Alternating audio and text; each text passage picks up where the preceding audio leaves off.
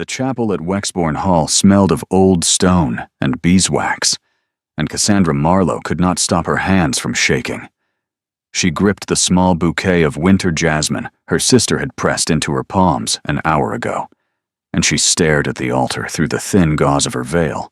Her wedding gown was ivory silk, too heavy at the shoulders, too tight at the waist. Her mother's pearls bit cold against her throat. Behind her, her father sat with his hands folded over his cane and his eyes fixed on the floor. The man at the altar did not turn around.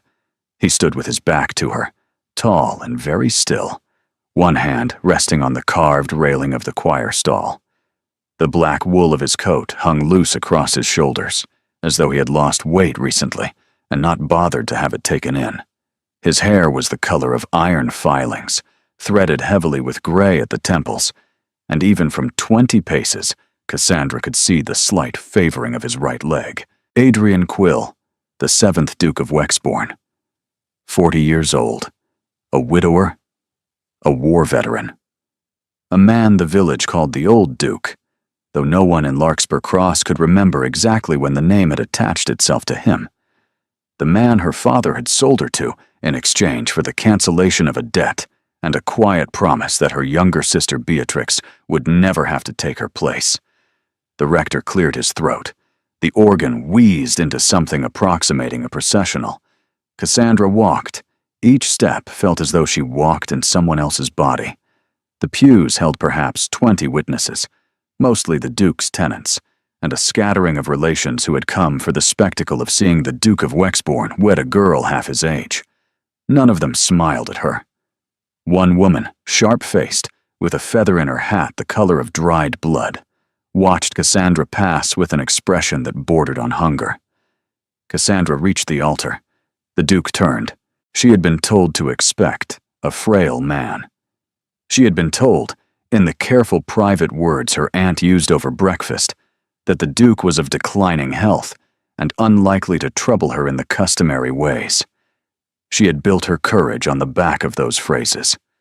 She had told herself she could endure a season of marriage to a fading man if it meant Beatrix would be safe. The man who turned to face her was not fading. He was not handsome in the way her father's friends were handsome. His face was lean and weathered, lines etched deep around the eyes, a thin pale scar running from the corner of his mouth down through the line of his jaw. His eyes were a strange color, gray and faintly green, the color of seawater in winter, and they did not flinch from her. They studied her, briefly and completely, the way a man studies a horse he has just bought, or a book he has been waiting to read for a very long time. Then he looked away, and Cassandra was not entirely sure what had just happened to her. The ceremony took less than a quarter of an hour. The vows were spoken.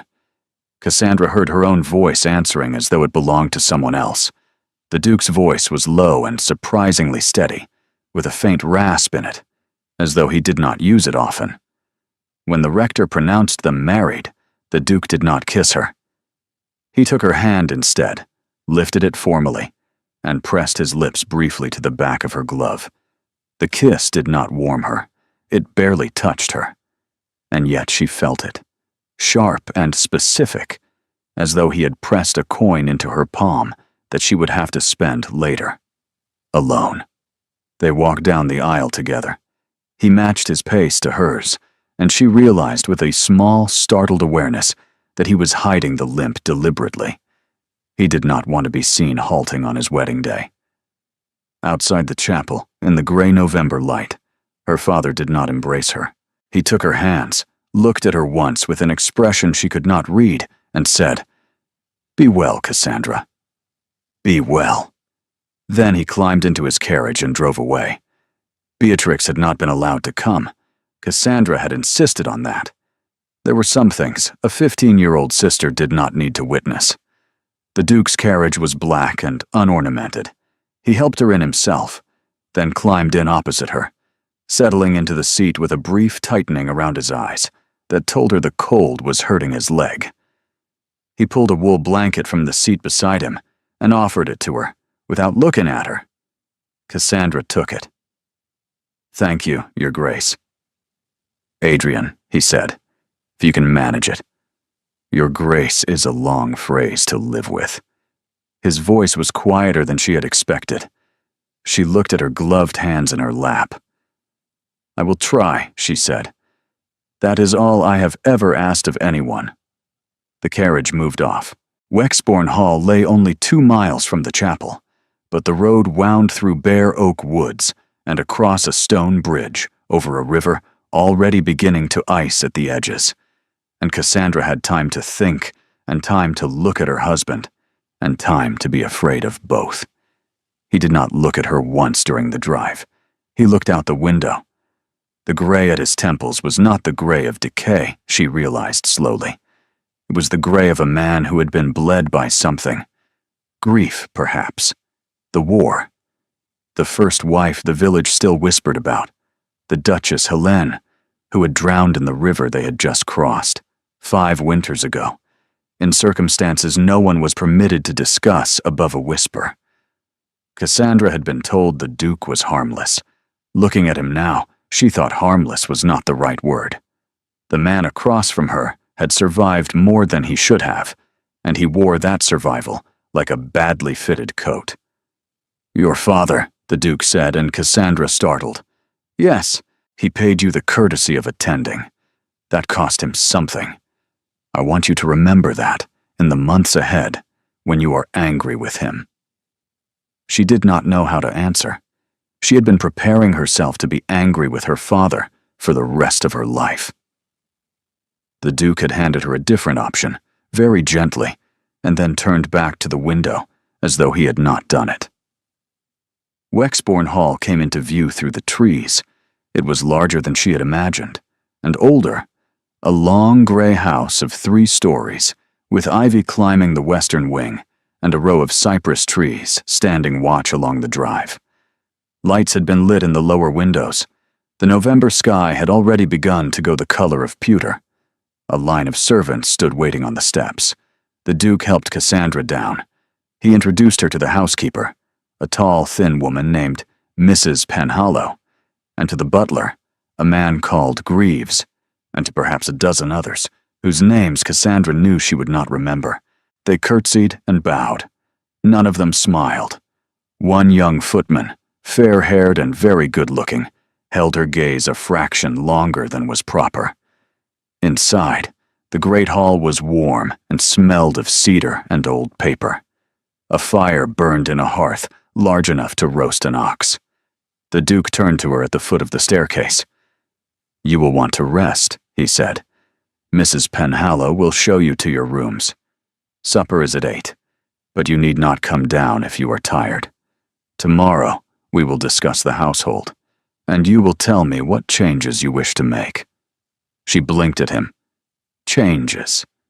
You are the Duchess now. The house is yours to run as you see fit." He paused, and one corner of his mouth moved, not quite a smile. "I have been a poor housekeeper for a long time. I will be grateful for the improvement." She could not think of anything to say. He inclined his head and turned away, and she watched him walk slowly across the great hall, the limp now visible because he was not bothering to hide it, and she watched him disappear through a door she would later learn led to his library. "This way, Your Grace," said Mrs. Penhallow. Cassandra followed her up the long staircase. Her rooms were in the east wing, a suite of 3 connected chambers, the bedroom at the center, dressed in pale blue silk, with a writing table by the window that overlooked a walled garden gone brown with the season. A maid named Tilly was unpacking the trunks quietly. Cassandra walked to the window. The garden below had a fountain in it, dry now, and a stone bench, and a single late rose blooming against all good sense on a wall by the south corner. She pressed her forehead briefly to the cold glass. She was a duchess. She had been one for less than an hour. "Your Grace," said Mrs. Penhallow from the doorway. "His Grace asked me to give you this. He said you were not to open it until you were alone." Cassandra turned. The housekeeper held a small object wrapped in dark green silk, tied with a length of plain twine. It was perhaps the size of a book, but heavier than a book. He said it was a wedding gift. He said you were to keep it private. Cassandra crossed the room and took the parcel. Beneath the silk, her fingers met the unmistakable shape of a small wooden box, and something else, smaller, harder, a piece of metal lying loose against the wood. A key. Mrs. Penhallow withdrew without further comment. Tilly slipped quietly out behind her and closed the door. Cassandra stood alone in the blue silk bedroom of a house she did not yet know, in a marriage she had not chosen, with her husband's wedding gift trembling in her hands. Outside the window, the November light was failing, and a single rook called once from the cypress trees. She set the parcel on the writing table, untied the twine with fingers that were no longer steady, and lifted the green silk away. Beneath it lay a small writing desk, no larger than a folded shawl.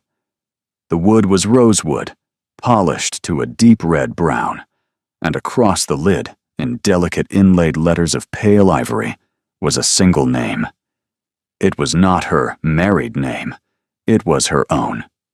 Cassandra Marlowe, the inlay read, in a careful, elegant hand, as though it had been made for her, and made for her some time ago, before he had ever known whether she would say yes. The key lay across the lid, gleaming. Somewhere in the house below her, very faintly, she heard a door close. She did not open it. Her hand went twice toward the key, and twice she drew it back. Whatever lay inside the small rosewood desk was not the sort of thing a bride ought to discover on her wedding evening, with no one to witness her face. She covered the desk again with the green silk, set it carefully behind her hairbrush, and she rang for Tilly to help her dress for supper. She had decided, looking at her own name in ivory, that she could not afford to hide. Tilly dressed her in a simple gown of deep green wool with a high collar. Her hair was put up in a smooth coil at the nape of her neck. She wore no jewelry except her mother's pearls and the thin gold band on the third finger of her left hand, which the Duke had placed there an hour and a half ago. She went down at 5 minutes before 8. The dining room was long and low-ceilinged and lit by a single branched candelabra. The table was set for 2 at one end, with her place laid at his right hand, rather than the conventional opposite end. Adrian was already there. He rose when she entered, without leaning on the chair, though she saw the cost of it pass briefly across his face. "You came down," he said. "I said I would try." "Yes, you did." He pulled out her chair himself, before the footman could reach it. The footman, the same fair-haired young man from the steps, poured her wine and stepped back to the wall. "Halloran," said the Duke without turning his head, "you may go. We will serve ourselves tonight." The footman bowed and withdrew. The door closed with a small, precise click, and they were alone with a roasted fowl, a tureen of soup, 3 kinds of bread, and the silence of a house that had not seen a duchess at its table in 5 years. Cassandra unfolded her napkin. "You are not what I expected, Your Grace." He looked up. The candlelight caught his eyes, and the green in them was more visible at this distance, a strange, clear color, almost transparent. "Adrian," he said. "Adrian, I was told by my aunt that you were of declining health. Was she warning you or comforting you?" "Comforting, I think." "Then I'm sorry to disappoint." He spooned soup into her bowl and then his own. "I have a bad leg. I have nightmares. I am older than the man your father owed money to expected. None of those are a declining health, exactly. They are merely the shape of me." She had been prepared for evasion. She had not been prepared for a husband who, on the first night of their marriage, told her plainly the shape of him. "I do not know what I expected," she said. "Few people do, on a first evening." They ate. After a while, he set down his spoon and folded his hands at the edge of the table. "I want to say one thing to you," he said, "and then we will not speak of it again unless you wish to." She set down her spoon as well. Yes, I know what you were told about this marriage. I want you to understand that I did not seek your hand for the reasons your family understood me to seek it. I have my own reasons. I will not press them on you, and I will not ask anything of you that you do not freely offer. He paused. The candle guttered, then steadied. You are not required to be my wife in any sense beyond the legal. The household, the estate, your time, your friendships, your private rooms, all of these are yours. You will have a separate suite. You will have keys to every door in this house but one. You will have an allowance you may spend without consulting me. If you wish, in a year, to live elsewhere, I will arrange a house for you. She stared at him. That is not, she said, and stopped, and found she did not know how to finish the sentence. Not what? Not what marriages are? Not what most marriages are? His mouth moved. I am aware. I have lived alone a long time, and I have had a long time to think about what I would do if I were ever permitted a second chance to do this differently. The one door, she said carefully. The one door I will not have a key to. My library after midnight. A pause. I do not sleep well. I work at night. I do not wish to be observed. Cassandra felt a small relaxation in her chest she had not known she was carrying. And the gift, she said before she could stop herself. He looked up sharply. It was the first time she had seen him caught. You opened it. No, I did not. I did not know if I was meant to. I am asking you now. He was silent for a long moment. The candle threw shadows along the line of the scar at his jaw. When he spoke, his voice was different. Lower, raw at the edges. It is a writing desk, he said. It was made for you. It contains things that belong to you, and have belonged to you for some time, although you did not know it. The key is yours. I will not ask you when you open it. I will not ask you what you find. It is yours, Cassandra. It has always been yours. I have only kept it for you until you were ready to receive it. She could not speak. He looked down at his plate and did not press her. I have, he said after a moment, kept it badly. I should have given it to you years ago. I did not have the right. Tonight I am giving it to you because tonight, by law, I have the right to give you whatever I please. And I am going to use that right exactly once. And then I am going to leave you alone, unless you ask otherwise. Cassandra found that her hands had begun to tremble again. She set them in her lap. I do not understand you, she said quietly. No, I would not expect you to. Not yet. Are you, and her voice caught, are you a kind man, Your Grace? Adrian. Adrian. Are you a kind man? He looked up. The seawater eyes in the candlelight were not unreadable any longer. They were simply tired. I have tried to be, he said. I have not always succeeded. Tonight I am trying. She did not finish her supper. She rose, and he rose with her, and he walked her, slowly, his limp visible now, to the foot of the staircase. He did not touch her. Good night, Cassandra. Good night, Adrian. She climbed the stairs. She walked along the corridor to her rooms and closed the door behind her. Then she crossed the bedroom in the dark, lit a single candle on the dressing table, and pulled the green silk parcel from behind her hairbrush. She fitted the key into the small brass lock on the lid of the rosewood desk. It turned with a soft, easy click, the way a lock turns when it has been recently oiled.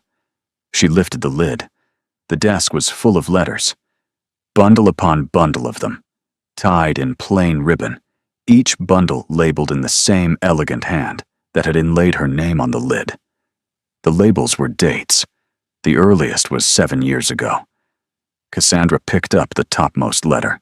It was sealed with a circle of plain wax, bearing a single pressed sprig of jasmine, the same flower her sister had pressed into her hands that morning. She turned the letter over. It was addressed to Miss Cassandra Marlowe. The first letter Adrian Quill had ever written to her was dated the 3rd of March, 7 years ago, when she had been 17 years old, and she had not yet met him, and she had not even known his name. Her hand shook so badly she could not break the seal. She set the letter down. She stared at it. She covered her mouth with her hand. Somewhere in the dark house below her, a clock struck 11, slow and deep, and Cassandra Marlowe, who had that morning been a girl sold to settle a debt, sat in a candlelit room and stared at a stack of letters a man had been writing to her for 7 years without ever having sent one. A floorboard creaked outside her door. She froze. The footstep was uneven. One foot, then a slight drag, then the other. It wasn't a servant's step. It paused, just outside her door, for the length of 3 slow breaths, and then it moved on, slow and careful, down the corridor toward the west wing of the house, where the Duke kept his rooms, and where, very faintly, a door at last opened and closed. Cassandra sat in the candlelight with her husband's unsent letters spread before her, and she understood, all at once, and far too late, that she had married a man she did not know at all, and she was not, as she had believed, the one in this marriage with the most to fear. She did not sleep. She sat at the writing table until the candle burned down to a stub, and the November moon cleared the chimney pots and laid a thin blue light across the rosewood desk and her own pale hands. She did not break the seal on the topmost letter. Every time her fingers approached it, something in her chest folded and would not let her. 7 years. She had been 17. She had been at Marlowe House in Wiltshire, helping her mother with the spring linen, learning to ride side saddle on the bay mare her father had given her for her birthday. She had not known the Duke of Wexbourne. She had been a girl with ink on her cuffs and an unfinished sampler in her work basket, and somewhere in the world, a man she had never met had sat down at a desk and written her a letter and not sent it. Why? The word went around and around in her head until it lost its shape. Why would a man write letters to a stranger? Why would he keep them? Why would he wait 7 years and a marriage to put them in her hand? Toward 2 in the morning, she lit a fresh candle. She set the topmost letter aside and chose another from the middle of the bundle, dated some 14 months later, because she did not feel ready to begin at the beginning. The seal was the same. Plain wax. Pressed jasmine. She broke it. The letter was 3 pages long, written in the same elegant hand that had since put her name in ivory on the lid of a desk. The ink was faded only slightly. It had been written by a younger man than the man downstairs, but not by a young man. The handwriting carried the quietness of someone who had already lost things. Miss Marlowe, I saw you today at the Cairo Assembly, although you did not see me. You danced with a young man whose name I am told is Linfield, and you laughed at something he said in the 3rd figure.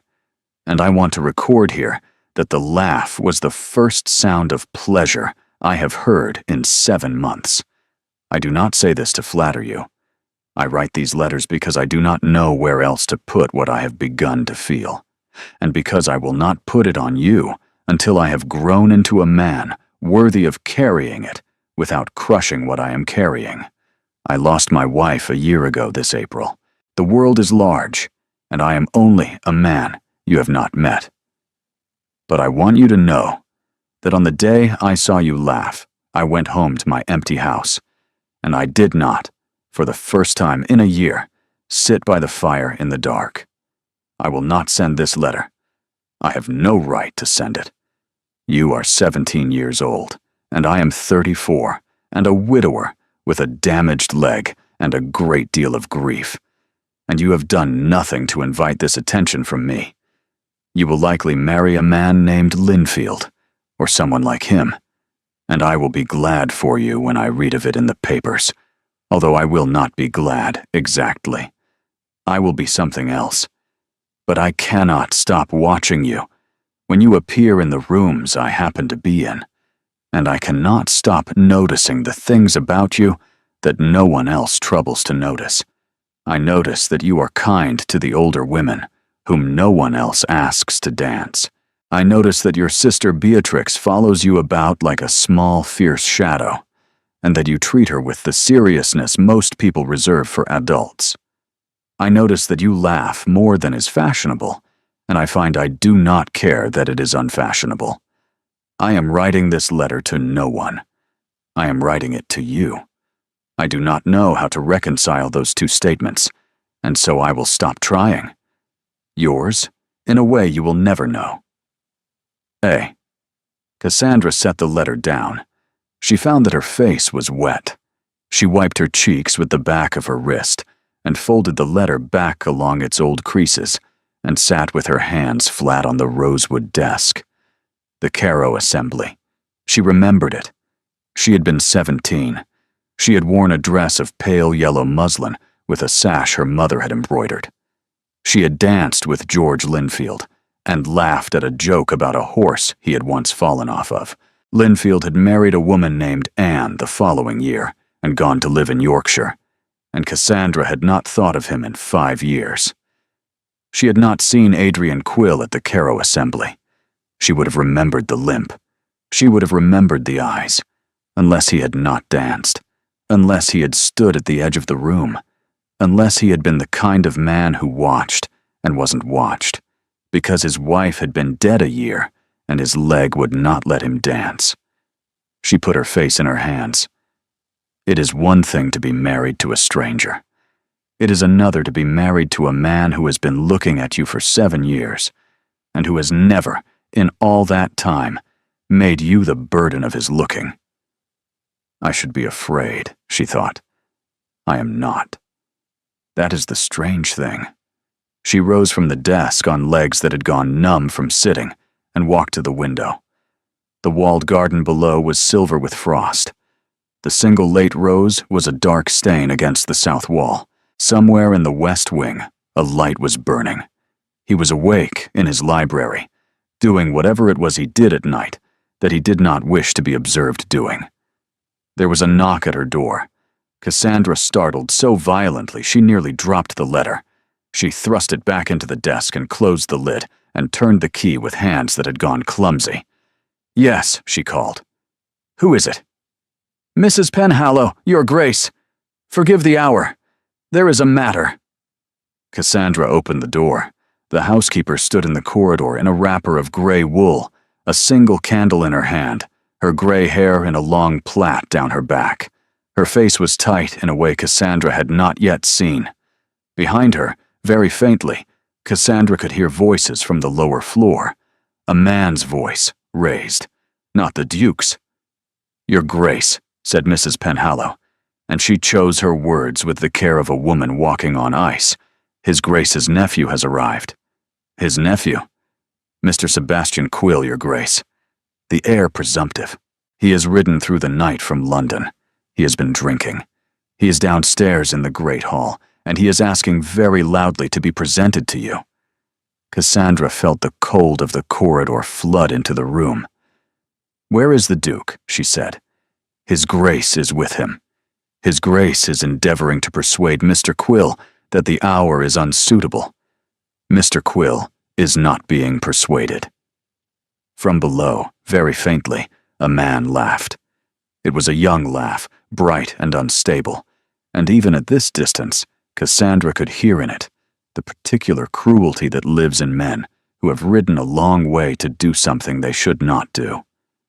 "Your Grace," said Mrs. Penhallow very softly, "I would not, ordinarily, ask this of you on your wedding night, but His Grace's leg is paining him tonight. He's standing too long. And Mr. Quill," she stopped. She did not finish. Cassandra drew a long breath. "I will come down," she said.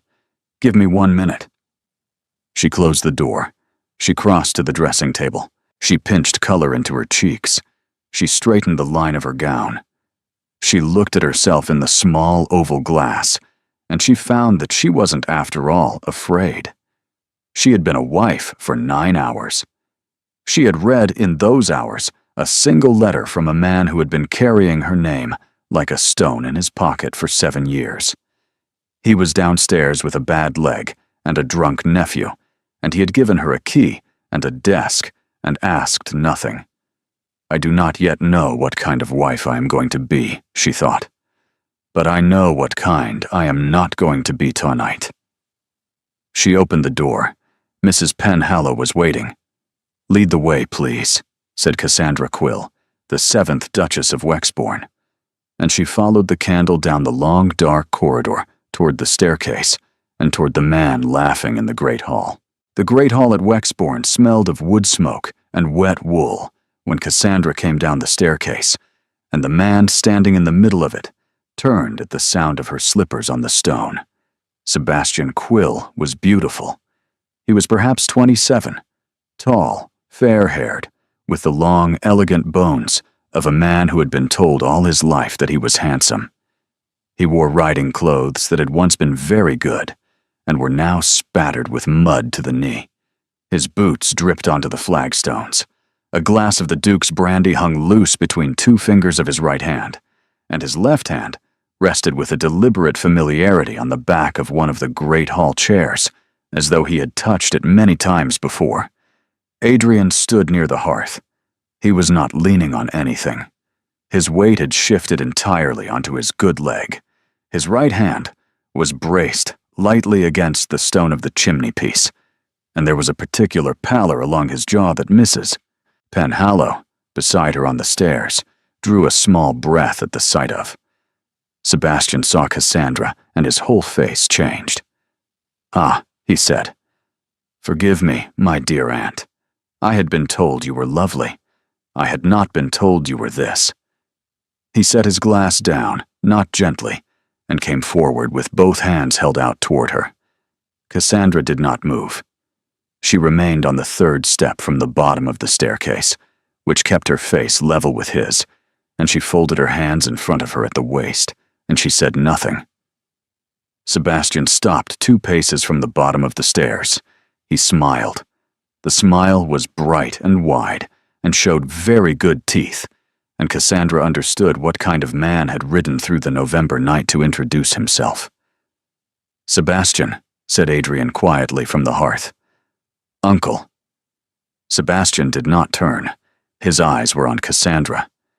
"I was only going to welcome the Duchess to the family. Surely a kiss on the hand is not too much.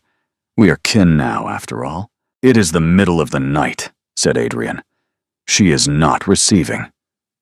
She is standing at the foot of the staircase in a perfectly proper gown, uncle." Cassandra felt her own pulse in her throat. She did not know this house. She did not know its servants.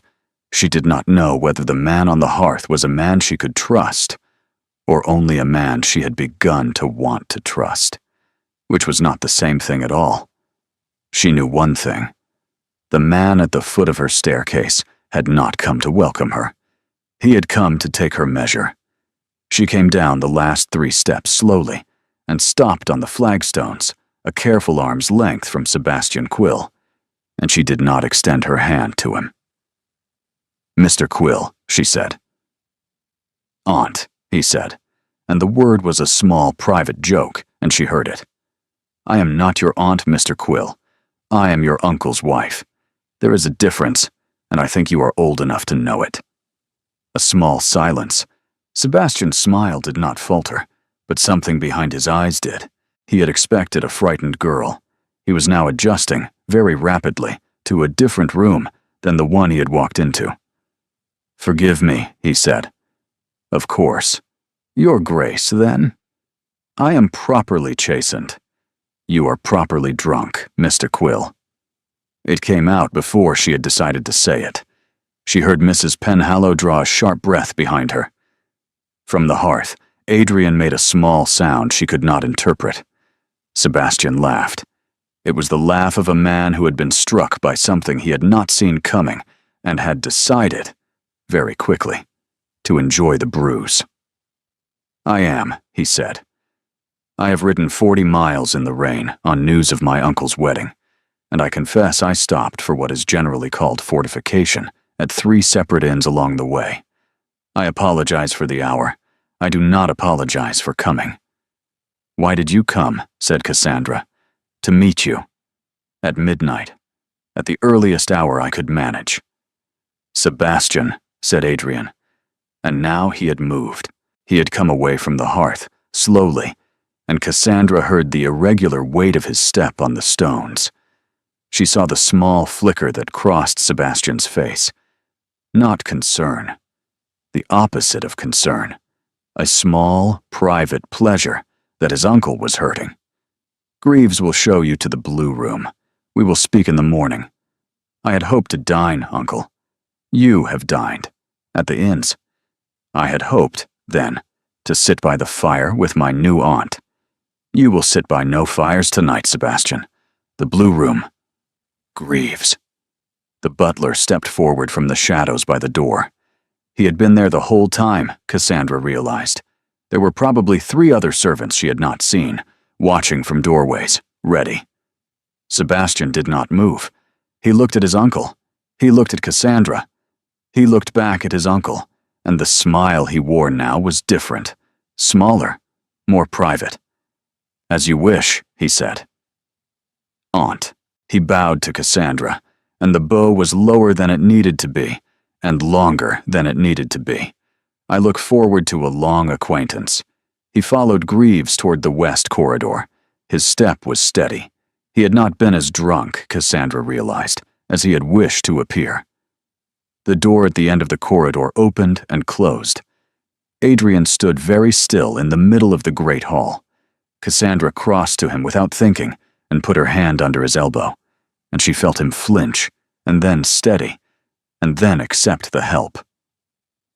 The chair, she said. I am perfectly. The chair, Adrian. He let her bring him to the high-backed chair by the hearth.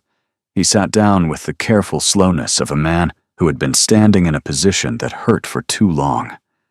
Mrs. Penhallow came forward with a cushion for his leg without being asked. I am sorry, he said quietly, looking at the fire. I had not intended for you to meet him at all this season. He is your heir. He is the son of my dead brother.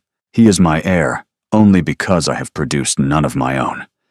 He is also a young man who has spent the last 5 years calculating very precisely what he stands to lose, if I am ever foolish enough to remarry.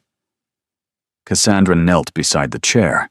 She had not planned to, but the hearth was warm, and his face was gray, and she could not stand and look down at him in this moment. Adrian. Yes. Did you marry me to disinherit him? A long pause. No, he said. I married you to give you the desk. The disinheritance is, perhaps, a useful side effect, but it is not the reason. He will hate me, she said. Yes. He will try to hurt me. He will try, yes. He will not succeed. How can you promise that? Adrian opened his eyes and looked at her. The seawater eyes in the firelight were not tired now. They were something steady and old and very awake. Because I have spent 5 years preparing this house for the possibility that he would try, he said. I did not know it would be you. I knew it would be someone. I have been ready a long time, Cassandra. She was kneeling beside her husband's chair on the cold stone of the great hall in the middle of the night of her wedding day, and she found that she had taken his hand, and he did not pull it away. Go to bed, he said softly. Mrs. Penhallow will see you up. Lock your door tonight. Tomorrow we will breakfast, and I will tell you what I should have told you before the chapel. She rose. She let go of his hand because Mrs. Penhallow was waiting, and because, if she had not let go of it, she would have begun to cry. She crossed to the staircase. At the foot of the stairs, she turned back. Adrian. Yes. Thank you for sending him to the blue room. He almost smiled.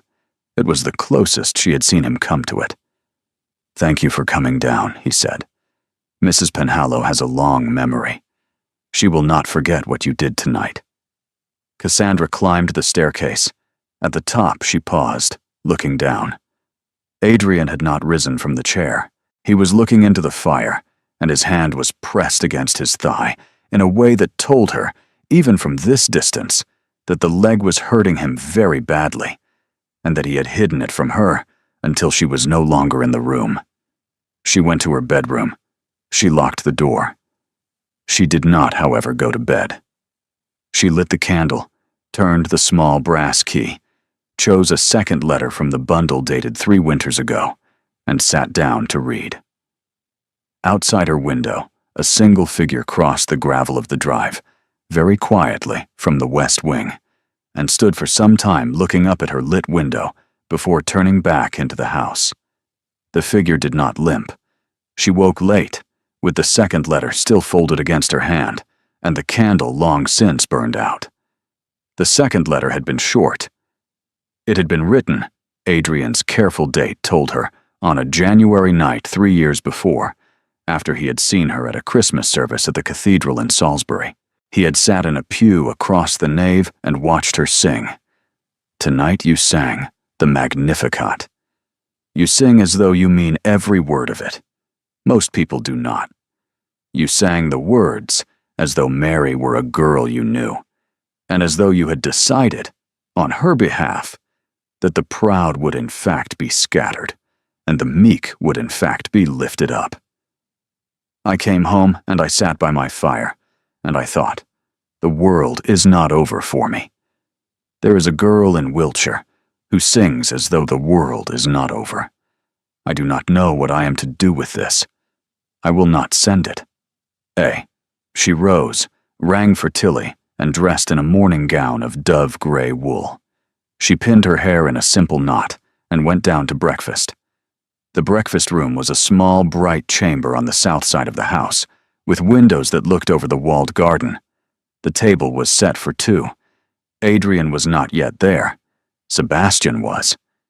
He rose when she entered, and the smile he wore by daylight was smaller, more controlled.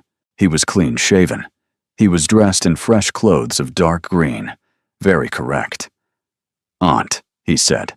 He corrected himself. Your Grace, I beg you to forgive my intrusion last night. I was not myself. Good morning, Mr. Quill. She crossed to her place at the table. She did not let him pull out her chair. The footman, Halloran, did it, and Cassandra noted that Halloran was watching Sebastian with the careful blank attention of a servant who had been instructed to do exactly that. Will the Duke join us? She said. My uncle takes his breakfast in the library, ordinarily. He does not enjoy company before noon. I imagine, however, that this morning will be different. He is, after all, newly married. Your Grace, Sebastian said after a careful moment. I owe you a more thorough apology than the one I attempted last night. Do you, Mr. Quill? I rode here with a great deal of resentment in my head. I had heard of my uncle's marriage, and I believed, in my resentment, that it was an act of cruelty toward me. I rode 40 miles in the rain to demonstrate my resentment, and I did so badly, and I am ashamed. She turned her teacup in its saucer. You believed that your uncle's marriage to me was an act of cruelty toward you. I am the heir presumptive to a dukedom, Your Grace. I have arranged my life around that expectation. I had not anticipated that my uncle would marry a young woman more than a decade his junior, who is, forgive me, of a family with no title and considerable debt. She set the teacup down. Are you asking me, Mr. Quill, why I married your uncle? I am asking, and now his voice softened, became almost confidential. I am asking whether you understand what you have walked into. My uncle is not the man he appears to be. I do not say this to wound you. I say it because you do not have anyone in this house who is on your side. She had spent the previous night reading 2 letters from a man who had been writing to her for 7 years without sending them. The man across the breakfast table was speaking to do a great deal to her. Mr. Quill, she said, you have been in this house for less than 10 hours. I have been in it for less than 20. I do not believe either of us is qualified, this morning, to tell the other what kind of man my husband is. A small silence. Sebastian smiled. It was a smile that acknowledged a hit. "You are interesting." He buttered a piece of toast with great precision. I had prepared for frightened. "I am revising my plans. Revise them in your own room, Mr. Quill. I prefer to take my breakfast in silence when I can manage it." He laughed. It was a real laugh, brief and surprised, and Cassandra heard in it that he was a man who could be charming when he was struck. That was the dangerous kind. The door opened. Adrian came in. He was dressed plainly, in dark wool. He moved more easily this morning than he had the night before. He stopped in the doorway when he saw Sebastian at the table. "You are up early, Sebastian." "I could not sleep, Uncle." "Excitement, I am told, has that effect on the young. You will not be here long enough for it to trouble you." A small pause. "I had hoped," said Sebastian, "to stay through the week, to attend the tenants' supper on Saturday. You did not attend last year. Last year, I was in Italy. You were in London. You were at Madeira's. I had a letter." The faintest color came into Sebastian's cheek.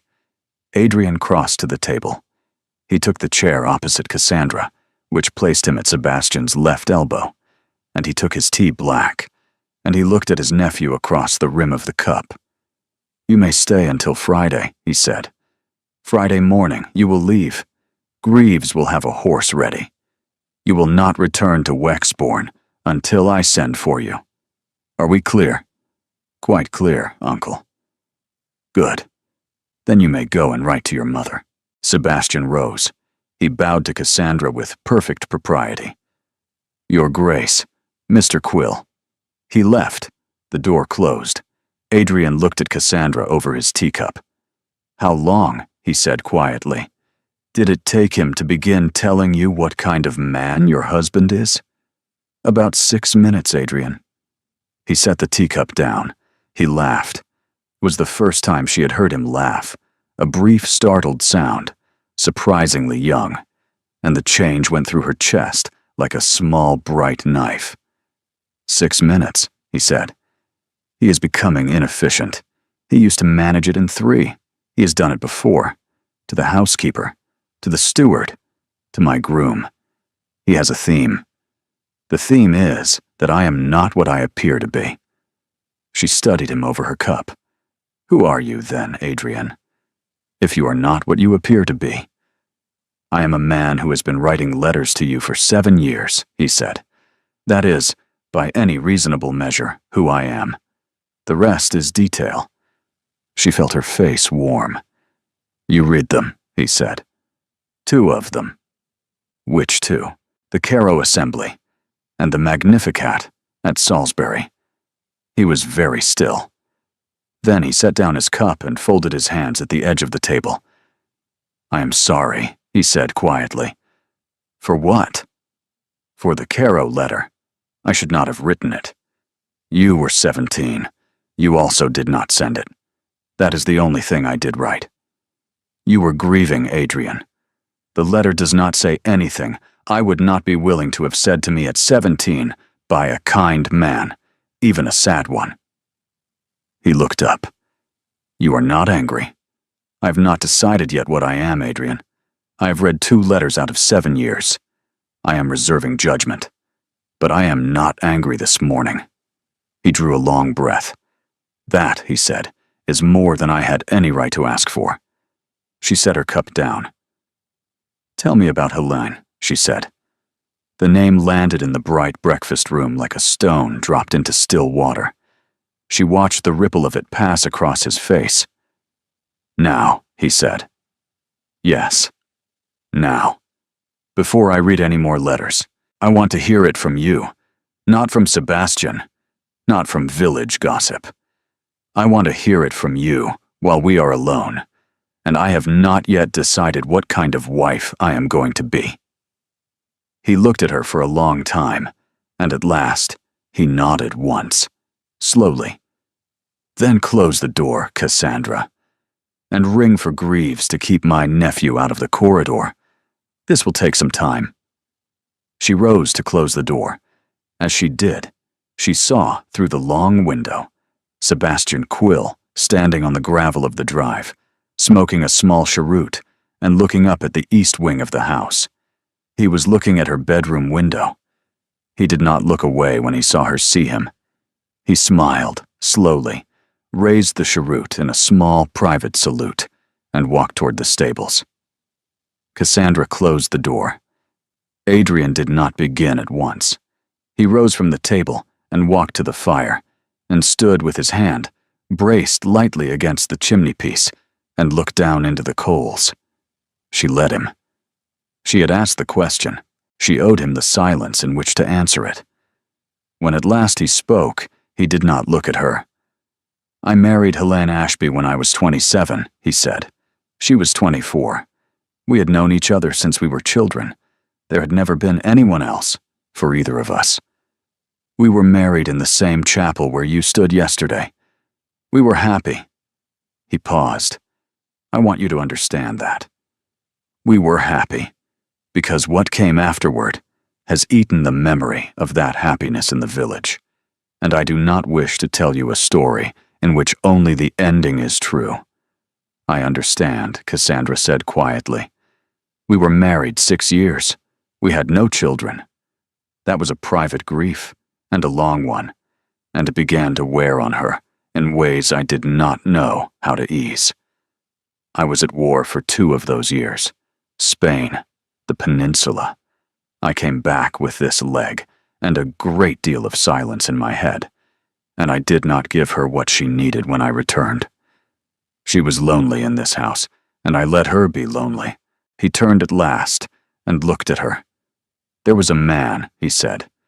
"His name does not matter now. He was a friend of mine.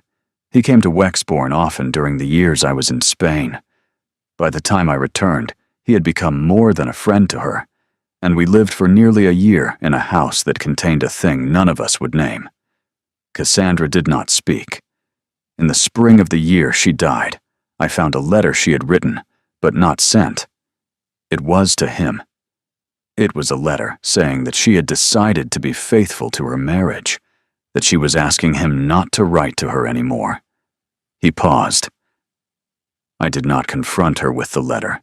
I thought in my pride that I would let her come to me in her own time. I thought in my pride that if she had decided to be faithful, it was not for me to humiliate her by demanding the apology she had already, in her own way, written.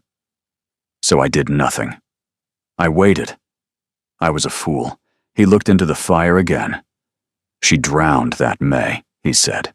"She had gone walking by the river at dusk, alone, which she often did. The bank by the bridge had been undermined by the spring floods, although none of us knew it yet. The earth gave way under her. She went into the river. The water was high. By the time the gardener heard her cry out, she had been carried 1/2 mile. They found her at midnight against the weir. Cassandra's hands had gone cold in her lap. There was an inquest. It returned a verdict of misadventure. My wife died in an accident, on a riverbank that should have been mended the previous autumn, and was not, because the man whose duty it was to mend it had been busy with other matters." He stopped. I was the man whose duty it was. She understood, now, why he did not sleep. After her death, the village began to whisper. There had been gossip about the friend for some time, and so some people began to suggest that perhaps Helene had not slipped on the riverbank by accident, that perhaps she had walked into the river, that perhaps I had walked her into it. Both versions circulated. They circulate still. Sebastian finds them useful.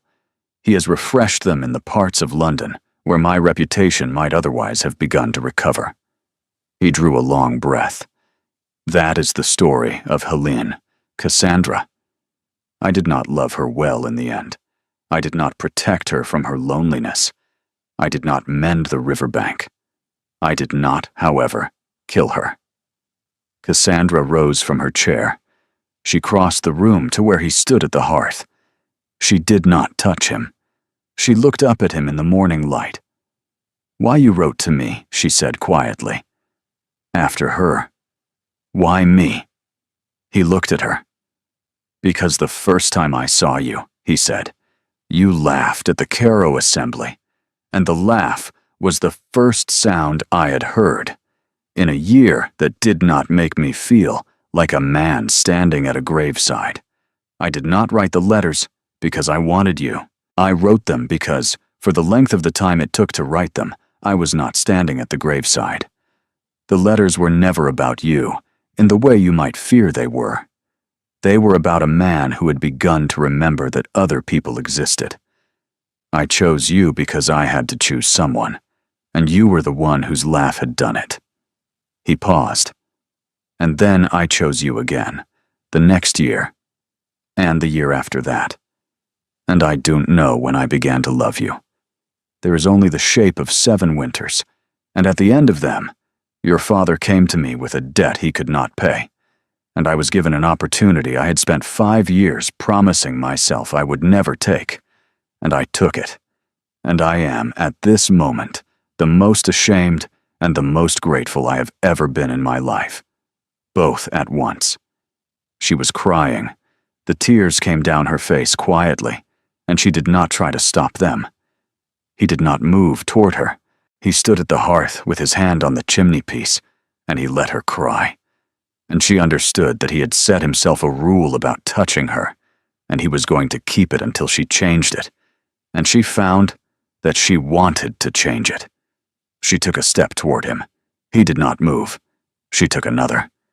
She came within reach of his hand, and lifted her hand, and laid it, very gently, against the front of his coat over his heart. Through the wool she could feel that his heart was going very fast. "Adrian. Yes, you are not what I expected. I know. I have not decided what I feel about you. I know. But I have decided one thing this morning. I am not going to be a wife who leaves you alone," she said. "I do not yet know what kind of wife I am going to be. But I am not going to be a wife who lives in the East Wing and lets you stand alone at a hearth at midnight with a leg that will not hold you." He did not answer.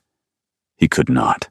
She saw that there were tears on his face also, and that he was not going to wipe them away in front of her, because he had decided that he would not hide from her any of the parts of himself that hurt. "Cassandra," he said, very low. "Yes. May I take your hand?" "Yes."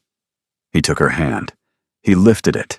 He pressed it to the side of his face, against the line of the scar, and he closed his eyes and held her hand against his cheek for the length of 3 slow breaths, and then released it and stepped back. "You should go to your rooms," he said. "There is a tenants' supper this evening in the Great Hall. 3 dozen of the village will be here. They will wish to meet you. You may decline." "I will not decline." "Cassandra." "I will not decline, Adrian. They are my tenants now." He looked at her for a long moment. "Thank you." She left the breakfast room. She walked along the corridor to the staircase, and she climbed slowly, and at the landing, she paused and pressed her palm against the wall to steady herself. In her room, she found, on the writing table, a single folded note in Mrs. Penhallow's hand. "Your Grace," it read, "I have taken the liberty of having a gown of dark blue silk pressed for this evening. Mr. Quill believes you will dine privately with the Duke. I did not correct him." Cassandra read it twice. She crossed to the rosewood desk and took out the 3rd letter from the bundle of 7 years ago, and she sat down by the window, and she broke the seal. But before she could read more than the salutation, there was a sound at her window. A small, sharp sound. A pebble. She rose and went to the window and looked down into the walled garden. Sebastian Quill stood on the gravel path beside the dry fountain. He was looking up at her. He held something in his hand, something white, a folded piece of paper, and when he saw that she had come to the window, he raised the paper. Slowly, held it up so that she could see it, then tucked it carefully into the breast of his coat, smiled at her, and walked away across the garden toward the stables. Cassandra stood at the window, with the unread letter in her hand, and she understood, with a cold, clear certainty, that her husband's nephew had a letter, and that the letter wasn't one that belonged to him, and that he intended that she should know he had it. She did not tell him about the pebble. She decided that she would not tell Adrian yet. He would limp through the great hall tonight in front of 36 tenants. He would stand for hours. She would not add Sebastian to the weight he was already carrying. She had read the third letter while Tilly worked on her hair. It had been written 6 years ago. I have begun to dream about you. I do not approve of myself. I am ending this letter. A. That was all. She had not opened a fourth. The dark blue silk fitted her well. The bodice was high but not stiff, the sleeves long, the skirt heavy enough to move with a kind of slow gravity when she walked. Cassandra wore her mother's pearls at the throat and the thin gold band on her finger, and nothing else. The tenants of Wexbourne were coming to meet a girl who had been brought home in a black carriage that morning, and who would be expected, by every woman in the room, to either flinch or hold steady. Cassandra had decided that she would hold steady. She came down the staircase at 5 minutes before 8. The great hall had been transformed. Long trestle tables ran the length of it, set with white cloth and pewter. A fire roared in the great hearth. 2 fiddlers and a man with a small drum sat tuning in the corner. The air smelled of roasted mutton and apple cider. The tenants were already there, perhaps 40 of them, standing in small, uncertain knots by the walls. Adrian was at the foot of the staircase. He was in dark blue also. The color of his eyes deepened by it. He had shaved. He was leaning on a cane. He had not used a cane in front of her before. He held out his free hand. She took it. He held her fingers, steady and warm, and he turned with her to face the room. "My friends," Adrian said. His voice carried farther than she had expected. It filled the hall without being raised. "This is Cassandra. She is your duchess now. She is my wife. I will not ask you to love her tonight. I will ask you to be kind to her. She has come into a house she does not yet know. She is meeting you on the same day she met me. Be patient with her. She will be patient with you." A silence. Then, from the back of the hall, an old woman's voice, dry and unimpressed. "Will she dance, your grace?" A ripple of laughter went through the crowd. "That is for her to say, Mrs. Holcomb. I have not asked her. I do not, as you know, dance. You used to. I used to do many things, Mrs. Holcomb. I have given most of them up." More laughter. Cassandra felt Adrian's hand tighten very briefly on hers, and she understood that the laughter had cost him. "I will dance," she said. The room turned to her. "I will dance with anyone who asks me. I have not danced since the spring. But I will dance, Mrs. Holcomb, if it pleases you." The old woman gave a single short laugh that sounded almost like approval. "Right answer, your grace," she called. Adrian walked Cassandra to the head of the long table. The tenants took their seats. A boy of 14 with very red ears was made to say a brief grace, and then the food began to come in, and the cider and the noise rose into the high beams of the hall. Sebastian was not in the hall. She noticed it within the first minute of sitting down. His place at the head of the table was empty. Adrian's eyes flicked very briefly to the empty chair, and then to her, and he had decided not to comment on it.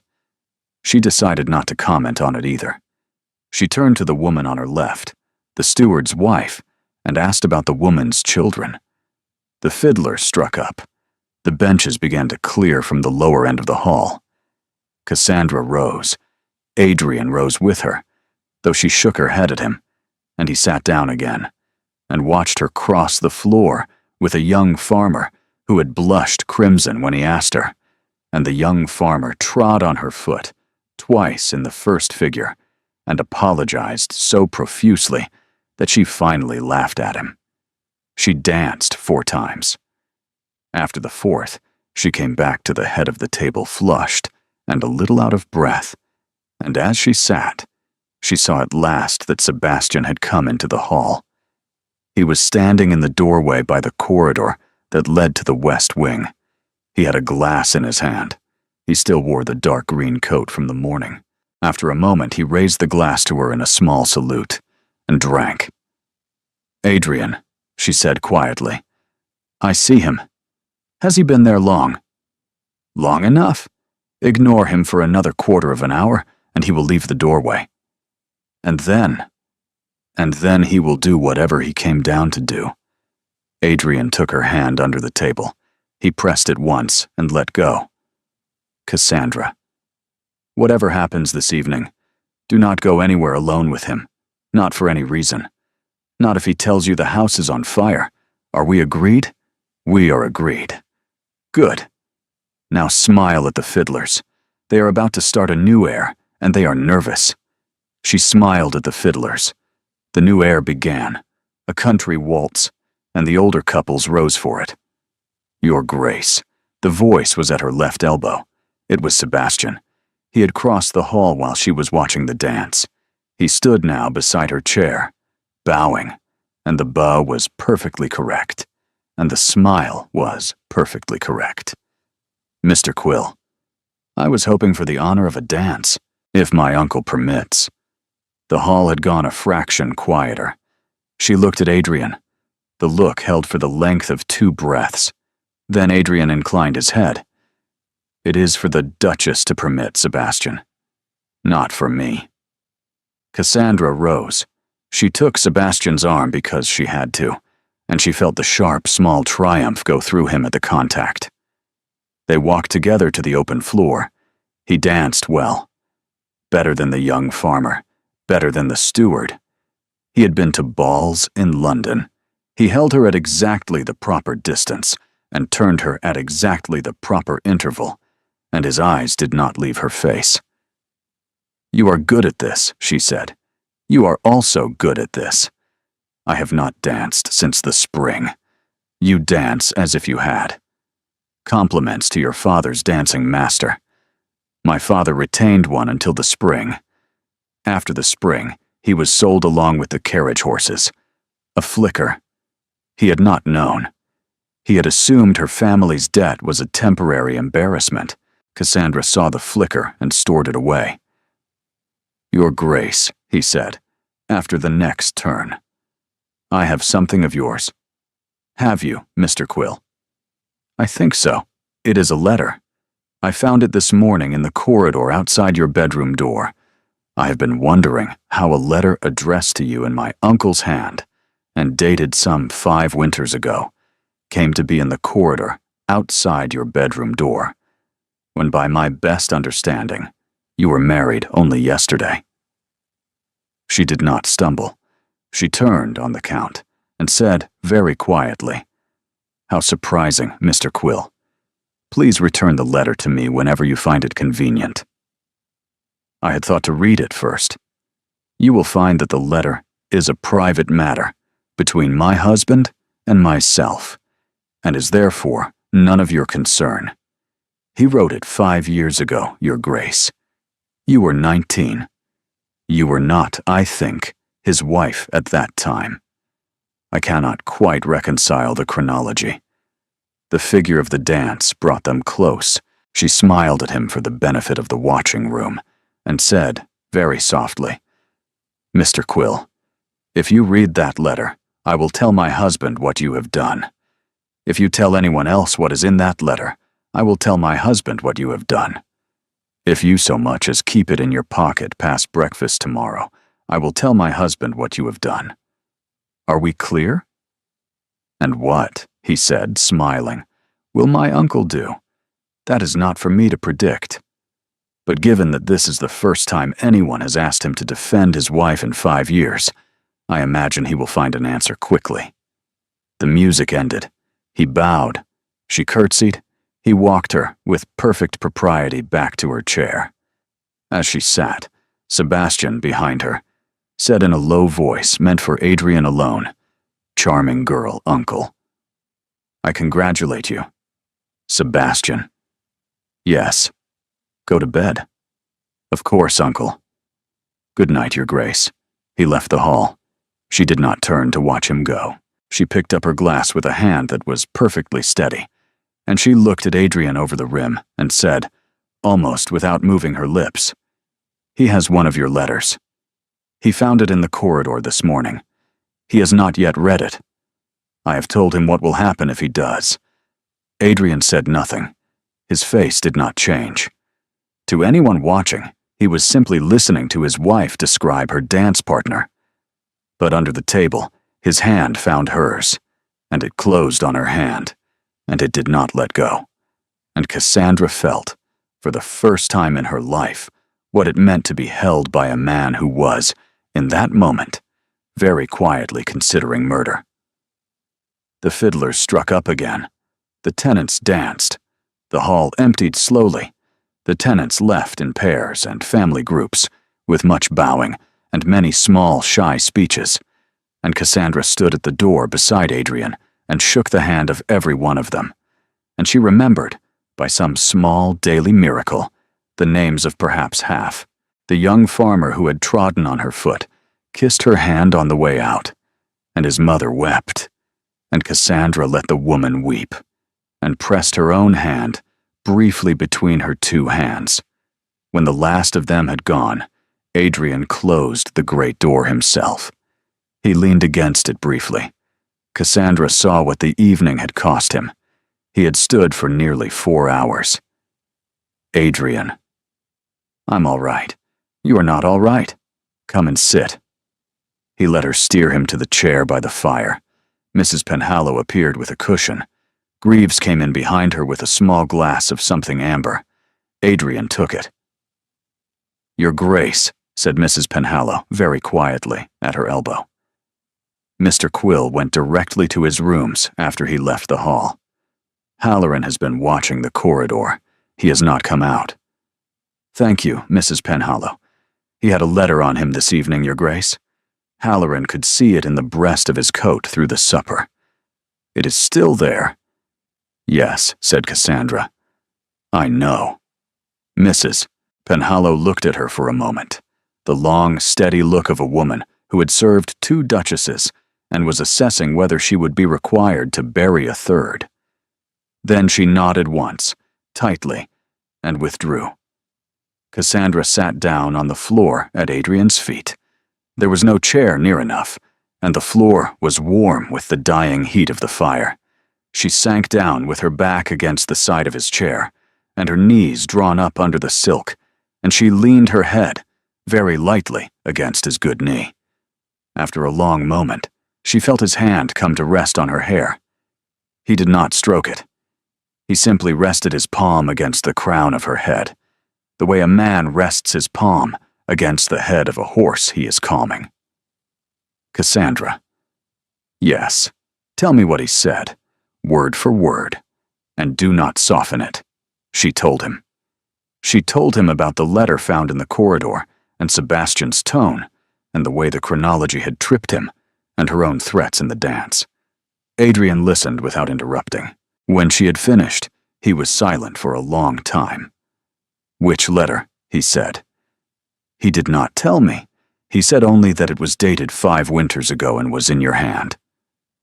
Adrian closed his eyes briefly. "That would have been a bad year for me, the 5th winter after Helene. I was not always sober that winter. I do not remember every letter I wrote. I would prefer that he had not found one of those. How did it come to be in the corridor? That is what is troubling me. I keep them in the desk. The desk has been in my dressing room for 7 years. The key has been in my watch pocket for 7 years. The desk arrived in your room yesterday only because I unlocked it and brought it to you.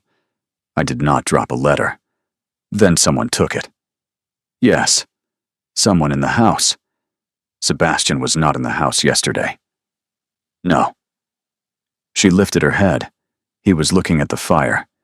Mrs. Penhallow, Greaves, Halloran, Tilly, 2 scullery maids, the boot boy. Those are the people who were in this house yesterday morning when I unlocked the desk. None of them, to my knowledge, would do this. All of them, however, have been here long enough to have been bought. You think someone has been bought. I think someone has been waiting to be useful. Sebastian has had a great deal of time. I had thought, in my pride, that the household was loyal to me. Cassandra rose to her knees. She turned. She knelt in front of his chair, looking up at him. "Adrian," she said, "burn the rest." He looked at her. "What?" "The letters. The rest of them. The ones I have not read. Burn them. Tonight. Take them out of the desk and put them in this fire, and we will watch them burn. He cannot use what does not exist. We can take this from him in an hour." He did not answer at once. "They are yours," he said at last. "I gave them to you. I will not tell you what to do with them. If you wish to burn them, I will bring them down myself. I did not say I wished to burn them. I said you should burn them. They are yours, Cassandra. Adrian, they are yours. I gave them to you because they were always yours. I will not take them back, and I will not destroy them for you. If they are to be burned, it must be by you, and you will have to be sure. I do not think I could write them again." She stared at him. She had thought she had been offering him a kindness. She understood now that she had been offering him an erasure. He was telling her, gently, that she could burn them if she wished, and that he was not going to lift the burden of the choice from her shoulders. She lowered her head. "I am not going to burn them," she said. "No, I am going to read them." "Yes, all of them." "Yes, and tomorrow morning, Adrian, you are going to write a letter, and you are going to send it to your nephew, telling him exactly what will happen to him if he ever again touches a piece of paper that belongs to me." He looked at her. For a very long time he looked at her, Dad. Then he reached out, slowly, and he cupped her face in both his hands. "May I?" he said. "Yes." He kissed her. It was not a long kiss. It was the kiss of a man who had held himself away from a thing for a very long time, and who, having been given permission, was now trying very hard not to take more than he had been offered. The scar by his lip was a small ridge under hers. He drew back almost at once. He pressed his forehead against hers. "Cassandra." "Yes. I have wanted to do that for a long time. I will not do it again until you ask." "Adrian." "Yes. Please write the letter to your nephew before you sleep tonight." "I will. And then come up the staircase and knock on my door. You do not have to come in. I want to know that you went up the staircase, that you did not sleep in your library. I want you to sleep in your bed tonight, even if your bed is in a different room than mine." He closed his eyes. "I will knock," he said. "I will not sleep, Cassandra. I do not. Ever. But I will knock. Then that is enough for tonight." She rose. She kissed his forehead very lightly, the way a sister might kiss a brother. And she crossed the great hall, and she climbed the staircase, and she went to her room. Tilly was waiting. Tilly undressed her in silence, brushed her hair, helped her into her nightgown, banked the fire, and went out. Cassandra sat at the writing table in her white nightgown, with her hair loose down her back, and she opened the rosewood desk, and she lifted the 7 bundles out, and she counted them. The first bundle was thinner than it should have been. She counted the letters in it twice. There were 11. There should have been 12. The earliest letter, the one from 7 years ago, the very first one, the one she had not yet been able to bring herself to break the seal on, was not there. That was the letter Sebastian had. She sat very still. She understood now why he had taken that one. The earliest, the one written when she was 17 years old, the letter that would do the most damage, to her reputation, to her marriage, to Adrian's already half-drowned name in the village, and to her sister. Beatrix was 15. Beatrix would, in 3 years, be looking for a husband, and a sister married into a scandal of a duke who had written letters to her when she was 17, would be a sister who could not help her.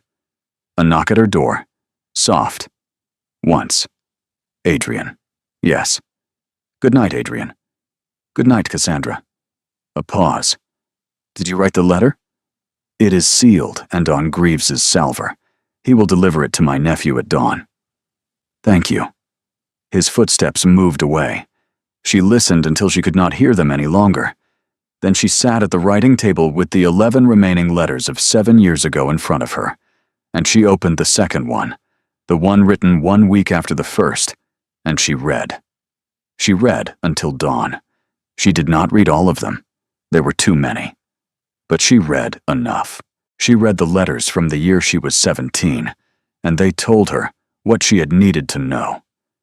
They were not the letters of a man who had improperly desired a girl of 17. They were the letters of a man keeping vigil. He had not approached her. He had not written to her family. He had only watched her and recorded what he had seen. The records were not love letters. They were a man telling himself that the world contained people and that he was permitted to notice them. That was not a scandal. That was a survival. The village would not understand the difference. But the village did not, in the end, decide her life.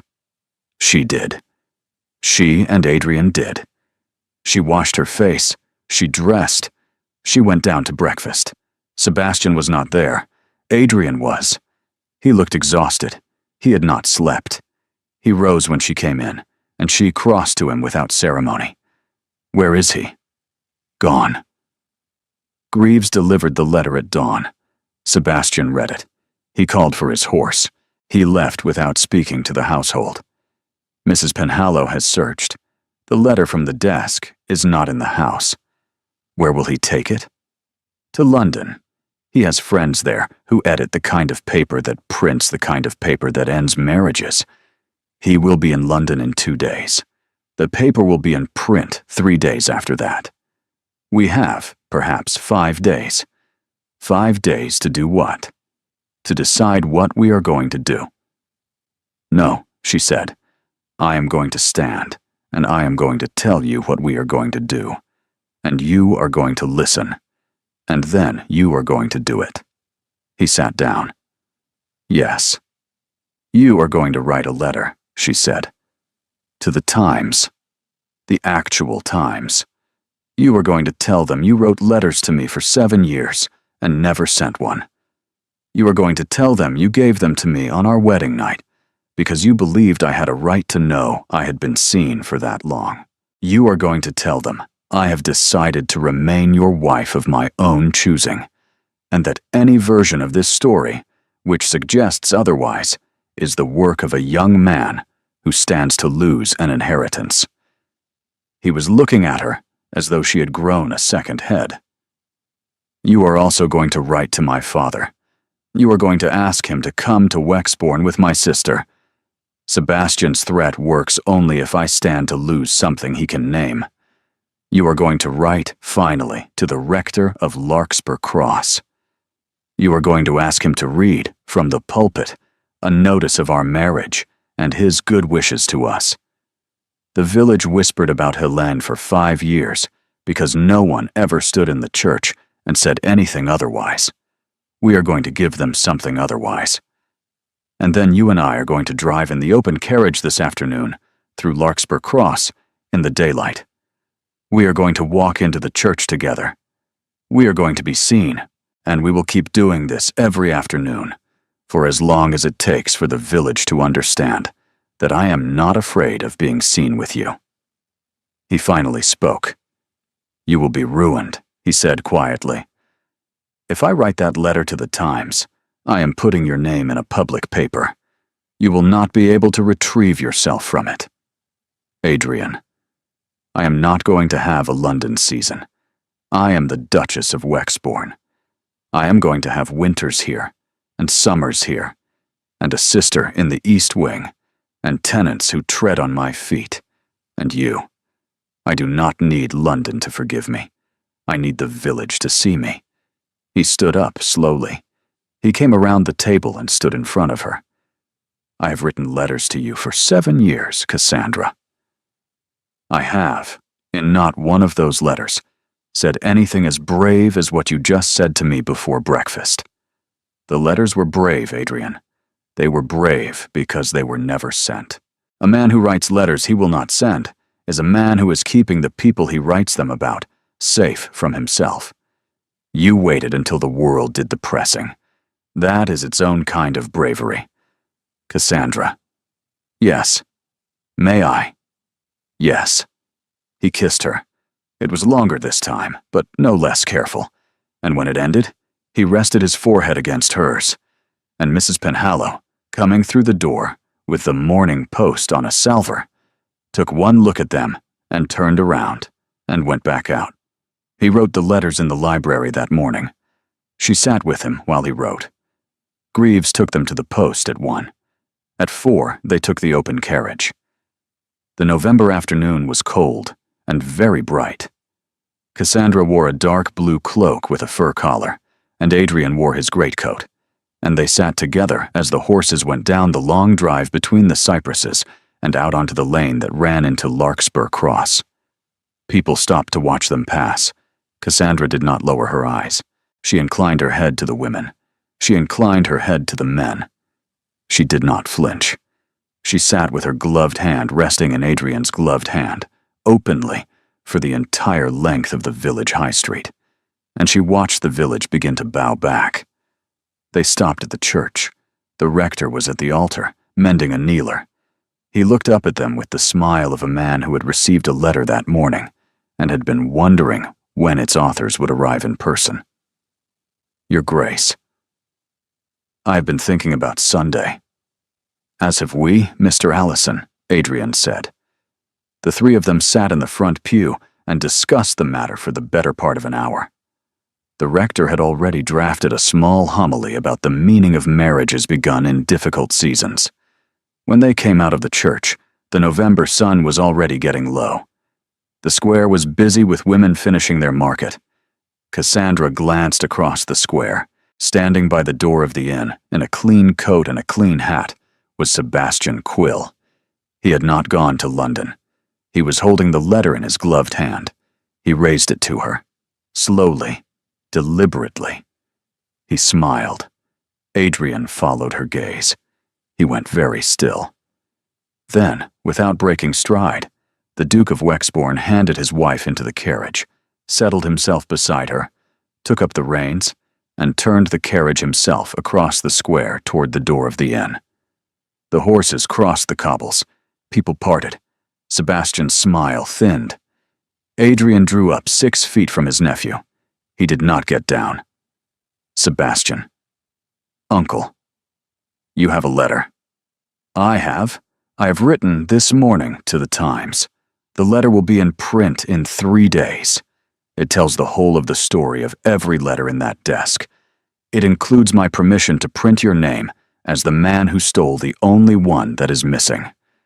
By the time your friends in London have set their press, mine will already be running. You may proceed if you wish, but you will be the second voice. Are we clear?"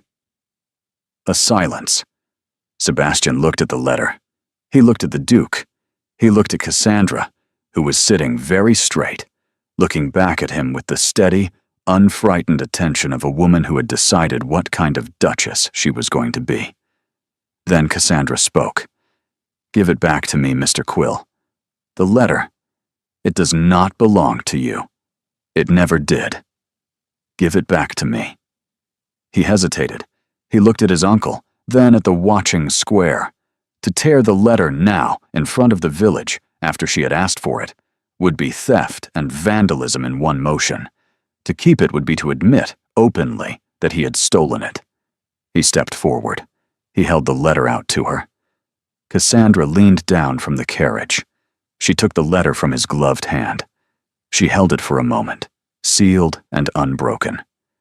She tucked it into the front of her cloak against her body. "Thank you, Mr. Quill," she said. He bowed stiffly and turned and walked back into the inn and shut the door behind him. The market women watched. Adrian turned the carriage. They drove home in silence. Halfway down the long drive, between the cypresses, Cassandra began to laugh. It was the laugh of a person who had been holding their breath for a day and a half. Adrian let her laugh, and when she had finished, he pulled the carriage up under the cypresses and turned to her. "Cassandra Quill," he said. "Yes. Will you marry me?" "Adrian, I've already married you." "Yes. Yesterday, in a chapel, because of a debt. I am asking you again now, without the chapel, without the debt, without my nephew, with nothing in this carriage but you and me and a letter we have just made him give back to us. Will you, knowing what you know, choose me?" She did not answer at once. She looked at him in the failing light, with the wind in her hair and the cold on her face, and she found that the answer had been gathering in her since the chapel, and had not finished gathering until that moment. And she said, very quietly, "Yes, Adrian, I choose you." He kissed her between the cypresses. It was the third kiss. It was not careful. The horses stood patiently in the cold, and after a long while, Adrian gathered the reins again, and they drove home to Wexbourne Hall, where the lamps had been lit in every window of the lower floor. 2 years later, the walled garden at Wexbourne was full of roses. Cassandra had planted them, with cuttings sent down from her father's garden in Wiltshire, and a few from her aunt in Salisbury, and a rare yellow rose from the rector's wife at Larkspur Cross. The fountain ran now. Beatrix, 18, and engaged to a young clergyman she had met at the church the previous autumn, was reading on the bench in the late afternoon light.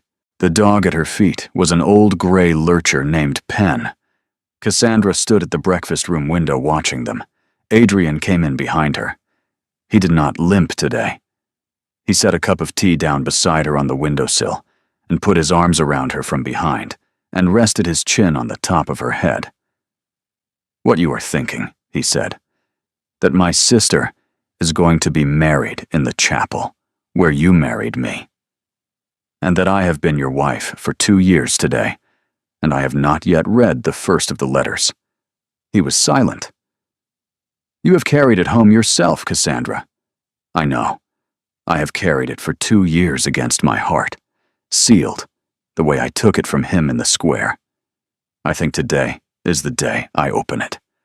Why today? Because I want to know who you were when you began." He kissed her forehead. She crossed to the writing table and drew the letter from the small drawer where she had kept it, and sat down by the window in the late afternoon light, and broke the seal at last. The letter was not long. "Miss Marlowe, I do not know your name. I will learn it. There is a girl who laughed at the Carow assembly tonight, and I have been told her name is Marlowe, and I am sitting at my writing desk in a house I have not been able to bear to live in for a year, and I am writing to her because I do not know what else to do with the fact that I have, this evening, for the first time since I lost my wife, remembered that the world isn't over. I am not going to send this. I don't know you. You owe me nothing. I am 33 years old, and you are perhaps 18, and I am a widower with a damaged leg and a damaged name and a great deal of grief, and you laughed across a ballroom at someone else, and you did not see me, and I am going to keep it that way. I want, however, to write this down, so that if I am ever a different man than the one I am tonight, I will remember the night that the change began. It began, Miss Marlowe, with you. You did not know you were doing it. Yours, although not in any way you will ever be required to know. Cassandra read it. She read it again. She folded it. Adrian, you did not burn the drawer. No. You wrote me 167 letters instead, and you became a different man, and you gave me the desk on our wedding night. And the key. Yes, you are not the man who wrote that letter, and I am not the girl he wrote it to. No, Then we are, after all, two people who chose each other. Yes, I had thought on our wedding day that we were two people who had not been allowed a choice. I no longer think that. We were always choosing. I was choosing when I came down the staircase in the chapel. You were choosing when you brought the desk yourself rather than send it. We were choosing every morning, Adrian, and we go on choosing every morning. That is what a marriage is. Not a thing that happens to two people. A thing two people decide to do every morning, on purpose. Adrian came across the room to her. He took her face in both his hands. He pressed his forehead to hers, the way he had at the breakfast table 2 years before, and the way he had between the cypresses, and the way he would, every important morning of his life. I choose you, Cassandra. I choose you, Adrian. In the garden below, Beatrix laughed at something the dog had done, and the late November sun came briefly out of the cloud and touched the last yellow rose on the south wall, the one that had been blooming there the day Cassandra had first arrived, and was blooming there still. Thank you for staying with Cassandra and Adrian to the end. If their story moved you, please subscribe for more stories like this one. There are more letters in the desk. There are more roses on the wall. Good night from Wexbourne Hall.